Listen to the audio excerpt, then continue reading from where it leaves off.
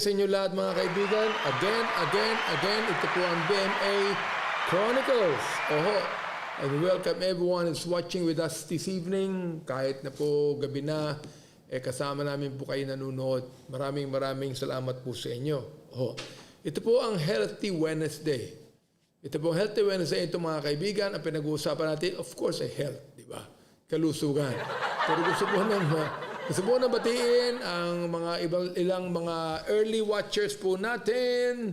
We have Junita Bilan, we have Jesus Reyes, we have Rosel Malit, we have Wilfredo Glinoga, we have Rodolfo de Peralta watching from Florida, USA. Saan sa Florida, Rodolfo? My daughter is Orlando siya, ha? Edeline Dawis, Carlito Balo. Oh, yes, Pastor Carlito Balo.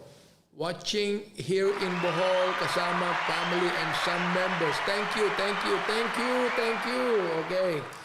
Maricel Balisi from Cainta Rizal, Jamtan. Good evening po. Ryan Sridharan. Good evening po, Kong Benny and Aida Abutan. Yan po yung ating mga early watchers. Ngayong gabi po, we are going to talk about the health risk of sitting too much. Wow!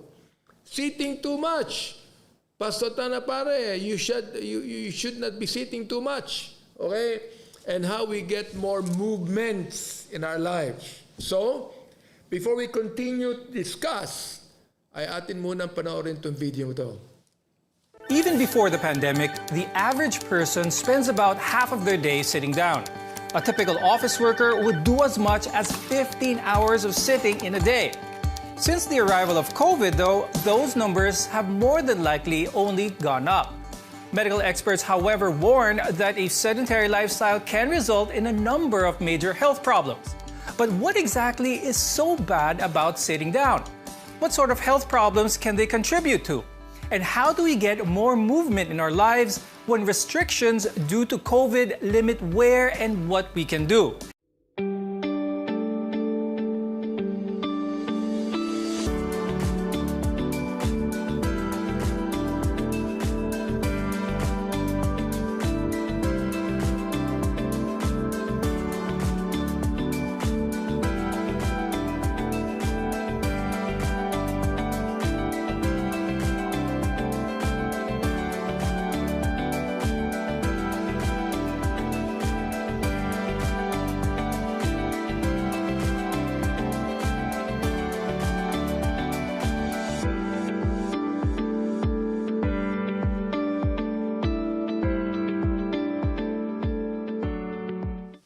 Tatayo na nga ako, pambira.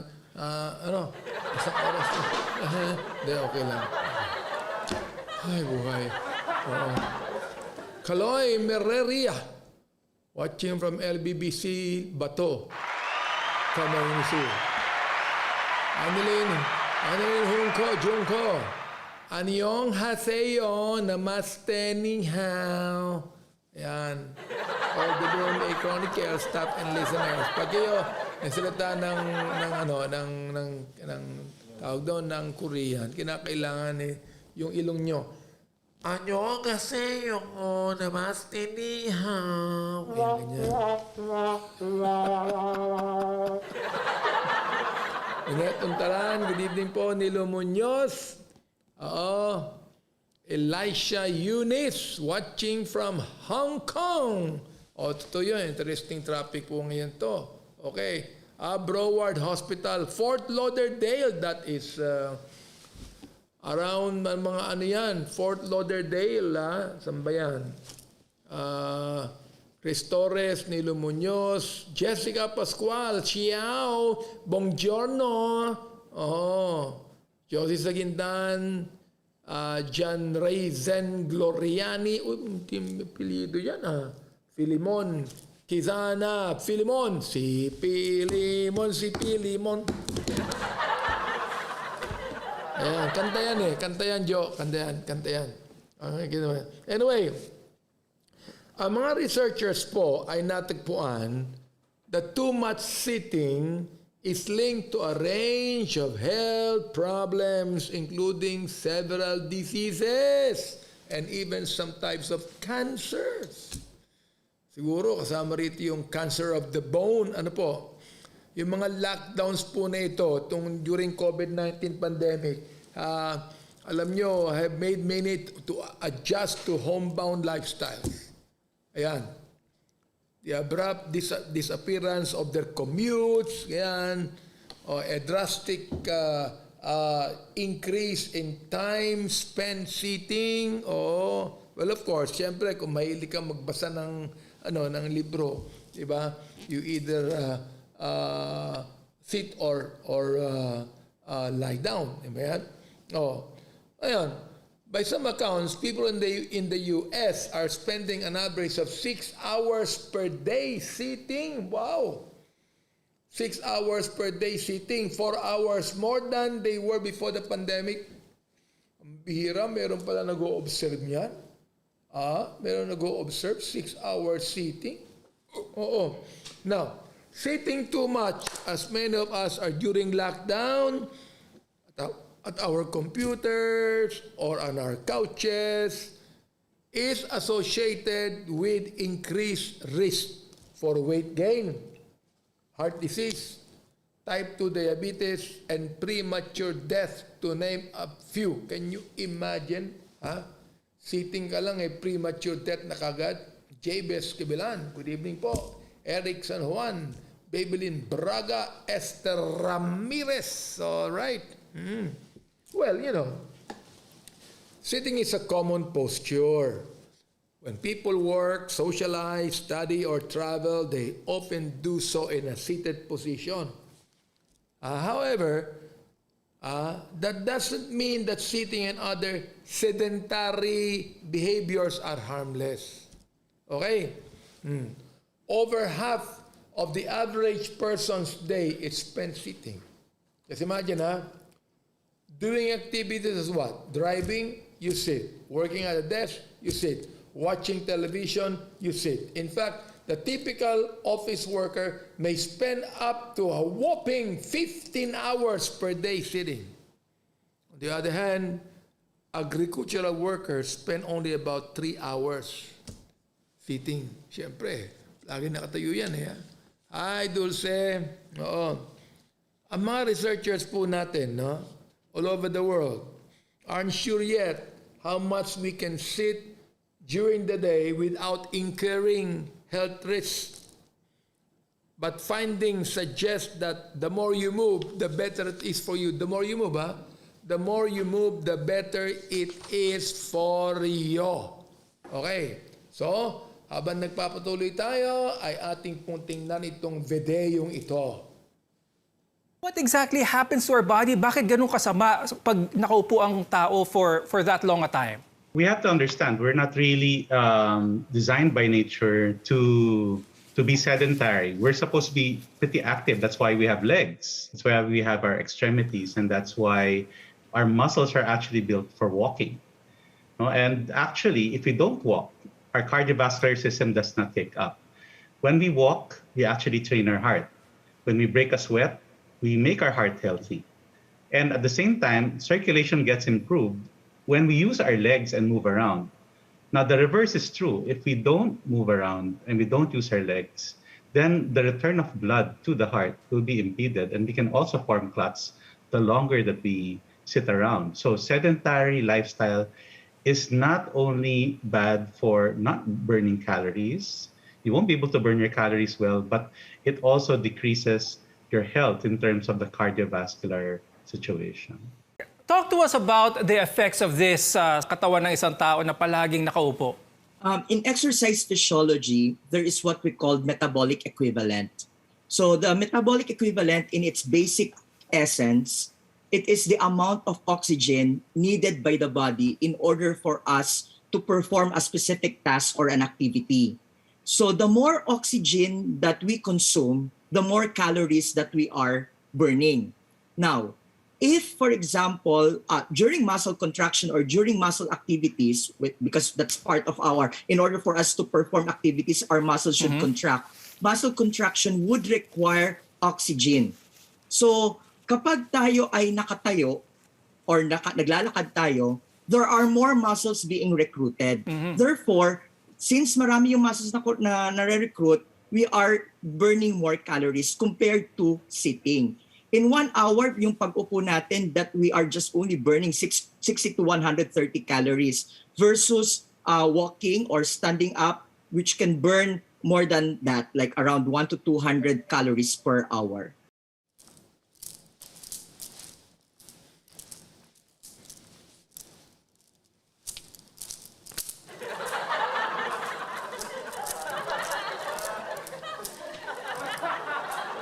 Ayan. Okay na, kailangan gumalaw-galaw ka pang nakaupo ka. Huwag yung palaging sedentary. Ha? It's sedentary because if you are sedentary, you will go to the cemetery. Kita nyo? Ano ba? Oh. Okay, Charis Morales. Thank you for watching. Nilo Munoz, okay. What are the health risks of too much sitting? Yung sitting pero gumagalaw ka, yung talagang active kang ganyan. Ayan, yan. Para ba nangangati likod mo? Ganyan. Nangangati likod mo. Yan. Okay. Ito una. Ano yung risk? Health risk and too much sitting. Okay. Weak legs and glutes. Ano yung weak legs and glutes? Ano yung glutes, mga kaibigan? Yun yung gluteal muscles natin. Yung gluteal muscles natin, yan po yung hips, yan yung ating buttocks. Tatlo yan eh. Tatlo yan. Yan ang gluteal muscles natin. Kapag yan, nakaupo palagi yan, sitting for long periods can lead to weakening and wasting away of the large leg and gluteal muscles. Okay. These large muscles are important for walking and for stabilizing your body. Ayan. Jojo Byron, we watching po, Pastor, here in DMCI Homes. Hi. Bira DMCI Homes. Ingat kayo dyan ha. Baka nasa 100 floor na kayo ha. Romeo Padrecella, good evening for watching. Ellen Esguera. Robert Bilan. Okay, ha? Ano pa? Okay. Number 2, weight gain. Bumibigat ka. So, moving your muscles helps your body digest the fats and sugars you eat. Pansin mo, pag nagwo-walking ka, pinapawisan ka, buwang ba yung blood sugar mo? Yan ang nangyayari dyan. But if you spend a lot of time sitting, ang digestion mo hindi efficient yan. So anong ginagawa mo? You retain those fats and sugars as fat in your body. Okay? Even if you exercise, but spend a large amount of time sitting, you are risking health problems. As what? Metabolic syndrome. Metabolic syndrome is the medical term for a combination of diabetes, hypertension, and obesity. Alright. Sabi ni Francis, malapit ka na pong tumayo para sumayo ko. Rodrigo Samonte watching from Isabela. Okay. So, the latest research suggests na kailangan mo ng 60 to 75 minutes per day of moderate intensity activity to combat the dangers of excessive sitting. Alright. Ako, sa umaga talagang hindi ko pwedeng itigil yung paglalakad ko. At least buong araw, makakapaglakad ka ng mga 8 kilometers. 8 to 10 kilometers. Okay. Meron kami dito, talagang naglakad yan, umaabot ng 16,000 steps yan. 20,000 steps yan. Talagang gumagalaw siya. Pero alam mo, pag naglalakad siya, ganyan ang galaw niya.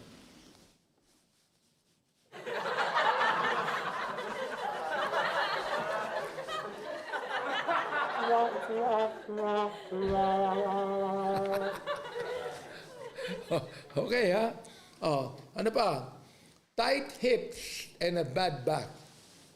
Tight hips. Meron yata ako niya, pero hindi naman ako.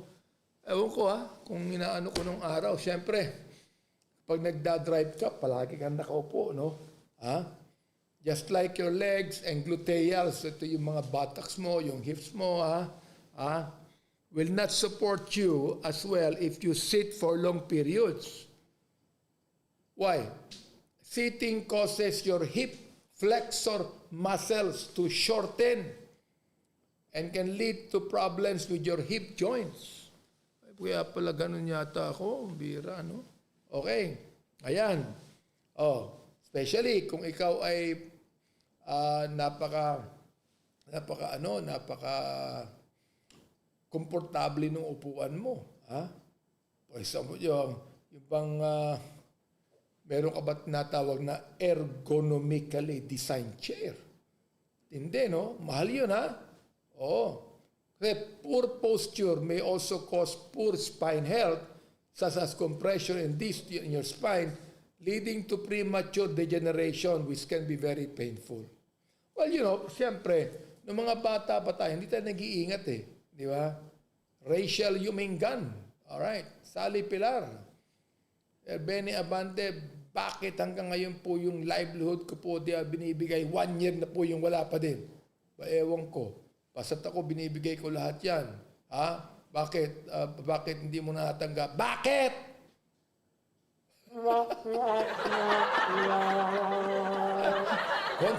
Kontakin mo yung district office. Huwag mo akong sisisihin, Sally. Ikaw naman, Okay. Ayan. Ano pa? Anxiety and depression. The risk of both anxiety and depression is higher in people that sit more. Ganun pala yun.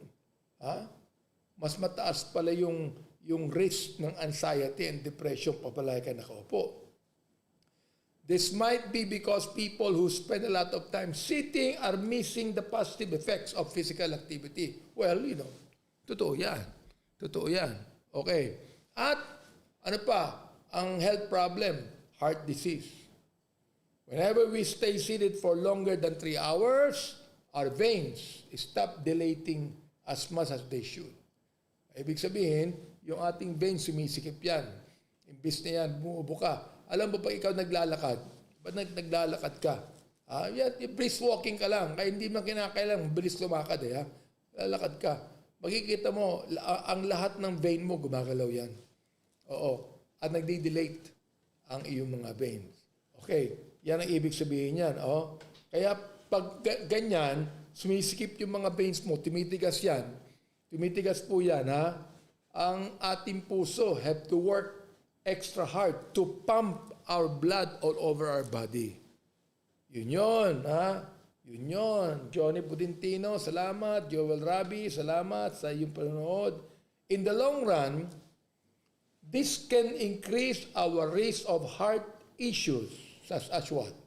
High blood pressure and other heart diseases. Okay. Sitting can hurt your heart, potentially leading to a cardiovascular disease. One study found that men who spend more than 23 hours per week watching television had a 64% greater risk of dying from cardiovascular diseases rather than men who only watch television for 11 hours. Bakit? Hindi po yung watching television pero yung nakaupo ka. Kaya ako, marami pagkakataon when I watch television, nakatayo ako at lumalakad ako. Okay? Mike David, thank you for watching. Thanks for health information. Sabi niya, Artemio Lubiano. Experts say, people who sit more have a 147% higher risk of suffering from a heart disease, a heart attack, or stroke. Wow. Kinig po kayo Mahalaga po ito. Mahalaga itong ating pinag-aaralan kaysa yung nakikinig kayo ng podcast yan ng mga wala namang ginawa kundi machismis, mga fake news, kung ano-ano mga ba? Peter Cornita, watching from Antipolo City. Cheryl Amarilla, watching. Ha? Okay. Oh, diabetes risk. Well, ito yung type 2 diabetes. Ibig sabihin, type 2 diabetes, matanda ka na nagkakaroon ng diabetes. Hindi tulad ko. I've been diabetic for what? 40 years, no? Sabagkat bata pa yung mga magulang ko may diabetes, yung lolo ko may diabetes, yung mga tiyo ko may diabetes. More of a genetic type of diabetes. Okay? Yun yung diabetes ko. Pero yan kasi pag palagi ka nakaupo and you are not exercising our muscles, that will actually cause to have more sugar in your blood. Ayan. Ang pag-aaral po ay nasabi that even 5 days lying in bed can lead to increased insulin resistance in your body.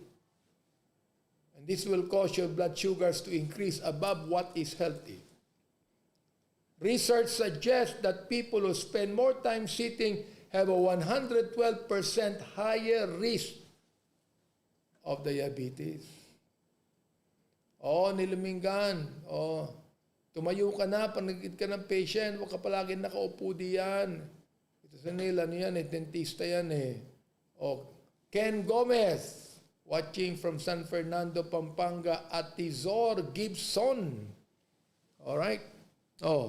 Ano pa? Varicose veins. Ayan, akala natin, mga kaibigan, ang varicose veins ay nakukuha lang yan dun sa mga palagi nakatayo. Tulad ng mga nurses. Most probably, kung nakatayo lang. Okay. Pero kahit nakaupo ka, sitting for long period of time can cause blood to pool in the legs. This can lead to varicose veins or spider veins. A smaller version of the former. Sabi nila. Okay. Though ito ay hindi naman talaga harmful generally, pero itong swollen and visible veins can be unsightly. Hindi maganda tingnan. Di ba? Okay. Pastor Proby Cadeleña, thank you for watching. Ano pa? Deep vein thrombosis. Yun, Deep vein thrombosis is a type of blood clot that's most common in the legs. When part of this clot breaks off, it can cut off the flow of blood to the other parts of the body, such as your lungs, causing a pulmonary embolism. Delikado po yan, Delikado po yan. Tandaan nyo. Magkakaroon kayo ng stiff shoulders and neck. Stiff. Kaya ginagalaw palagi yan. Kapag hindi, magkakaroon ka ng stiff shoulder yan. Kaya kinakailangan. Ako nag-exercise. Exercise yan. Yan, ganyan yan. Yan ang ganyan exercise. Yan. Palagi yan, araw-araw kinakailangan. Kahit nakaupo ka, gawin mo yan, okay? As with your legs, your butt, your lower back, your shoulders, and neck will also suffer from prolonged sitting. Neri Santiago, Samuel Barquilla, alright, salamat. So, ito. How do we get more movement sa ating mga haibu? Diba? Paano pa yung paggalaw natin? Okay. And if you're not getting enough activity in your day, it's not too late to turn around and gain great health benefits in the process. So number 1, ano gagawin mo? Build more activity in your day. Isama mo yan sa schedule mo. Yung activity. Walk or bicycle or may mga pagkakataon, leave your car at home and walk. Okay? Use the stairs instead of elevators. Especially kung halimbawa, mga second floor lang yan, huwag ka nang gagamit ng elevator. Lumakad ka na. Sabi ni Robert, thank you for the info, Pastor Abante. 15 to 16 hours po ako since work from home po. medyo masakit na po yung hips ko. Kaya I started walking first prior working. Yan, tama yan. Tama yan. Ituloy mo lang yan, Robert. Tuloy mo lang yan, ha? Okay. Jumel Bryan Trinidad, thank you for the knowledge about our health. Okay. Yan, totoo yan, no? So, build more activity. Oh. For example, you can get off the bus one stop early and walk the rest of the way. Okay. Or you can park your car far away from the entrance point. Oh, then you walk. Oh, you calculate how long it takes you to walk 1 kilometer. Ako, meron akong calculation diyan, kaya meron akong Fitbit eh. At meron din akong iPhone watch. Merong Fitbit. Yan kinakalculate mo kung ilang kilometro ang iyong tinatakbo o nilalakad. Okay. Oh. And then, pangalawa, be active. Be active and safe, eka nga. Kung bago ka sa physical activity, kung meron kang health condition, kausahin mo na yung doktor mo before you start any activity. Oh. Alam mo, meron akong tinatawag na angina. Alam niyo yung angina? Yung angina yung sasakit yung puso mo because of the small vessels, blood vessels. Pag ilaano ko yung doktor ko, Dok, masakit po yung aking puso. Ano gagawin ko? Sabi niya, wala yan. Wala yan, sir. Kaya mo lang, kumalaw-galaw ka lang dyan, mag-stretching ka. Ayan, stretching yan. Wala yan. Oo, ha? For example, like, mahilig kang antukin, mag-stretching ka. Mag-ano ka, hindi yung... O kung kaya mo naman mag-stretching, kahit tulog ka, di gawin mo. Di ba? Oo. Okay. Ayan. Alright. Be active and safe. If you're getting active outdoors, remember to protect yourself from the sun by applying sunscreen. Ayan. Ayan dapat gawin, no? Or wearing sun protective clothing. Pero, ito yan. Kung maglalakad ka, huwag ka maglalakad ng mga 11 o'clock in the morning na. Lakad ka mga 6 o'clock, 7, 8, 9, 10. Yan yung mga healthy na paglalakad. Maganda pa yung sun na upro sa iyo. Okay? And then, be active. Be active at work. Active at work. Walk over. Talk to your colleagues instead of emailing them. Walk over. Take your lunch break away from your desk. Okay? Enjoy a short walk outside if you can. Alam mo naman dito sa Pilipinas, hindi tulad po sa mga lugar na dry, hindi po yung very humid. Dito sa Pilipinas, lumakad ka ng 2 kilometro, papawisan ka na ng gusto eh.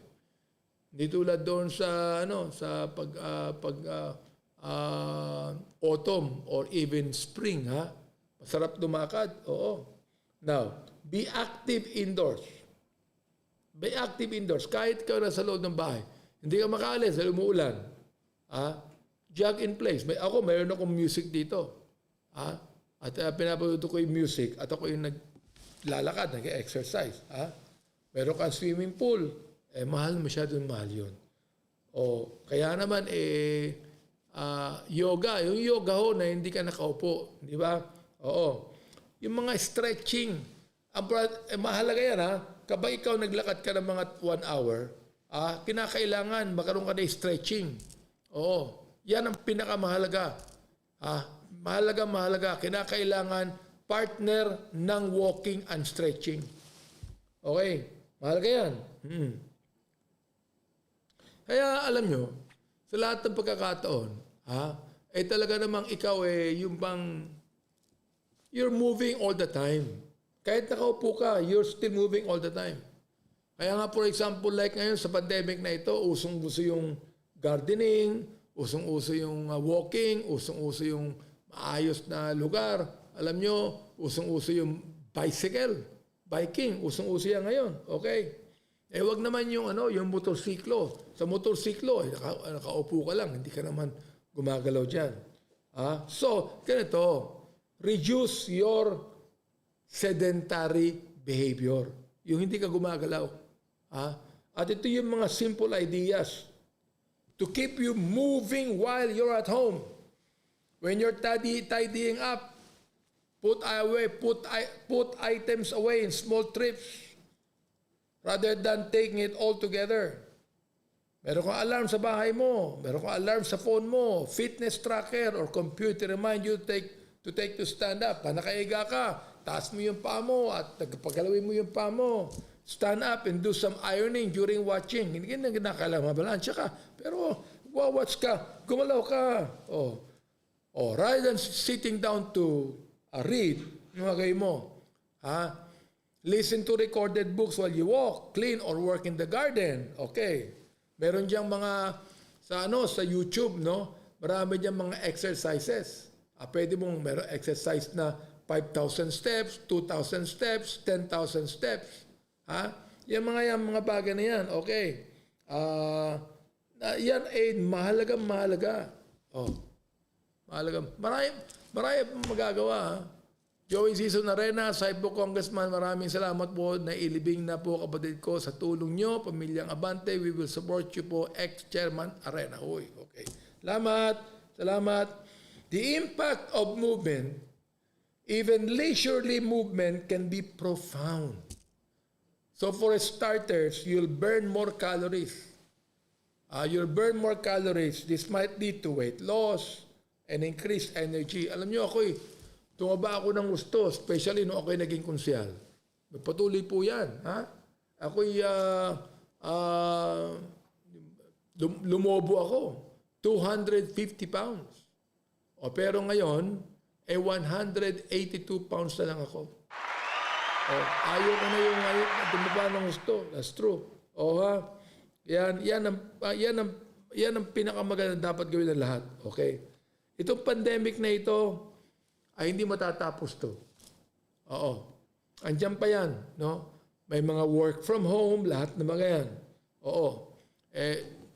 I do not know kung kailan ma-open lahat ng schools natin, ang mga negosyo natin, and we feel more comfortable gathering with others.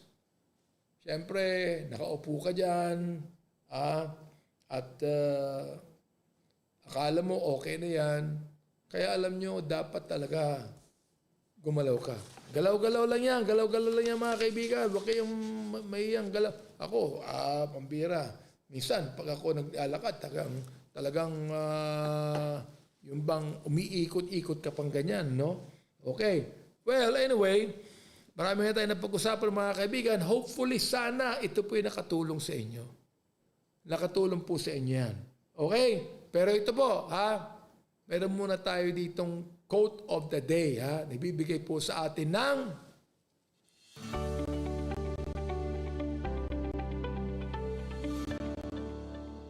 ayan. Apo yung quote of the day ni Henry Wadsworth Longfellow. By too much sitting still, the body becomes unhealthy and soon the mind. Okay. Yan po ang ating quote of the day coming from Henry Wadsworth Longfellow. Kaibigan, nag-e-end na po tayo sa ating program ngayong gabi. Salamat po sa inyong pagsama sa akin. Salamat sa inyong panonood. Huwag niyong kailimutan like and share lang po. Okay? Facebook.com/The BMA Chronicles. Follow me sa Facebook.com/BMA Abante. At subscribe po. Subscribe kayo sa YouTube channel ko po. Benny M. Abante. Okay. Noman Balboa. Kamusta ka? Alright. Kaya mga kaibigan, muli, salamat po sa inyong pagsama sa akin. Sana ba'y marami inuuto na ngayong gabi. At ito, uto na po tayo. Huwag yung ikay palagi nakaupo. Ngayon pa ikay nakaupo, tigil ka muna sa trabaho mo at kahit nakaupo ka, talaga mag-exercise ka, no? Tumayo ka. Tumayo ka. Talaga namang tayo mong ganyan ganyan ka lang. Okay? Kaya mga kaibigan, salamat po sa inyo lahat, At ganyan po ang gawin nyo, Salamat sa inyo and God bless you at sana maganda ang tulog po. Hello?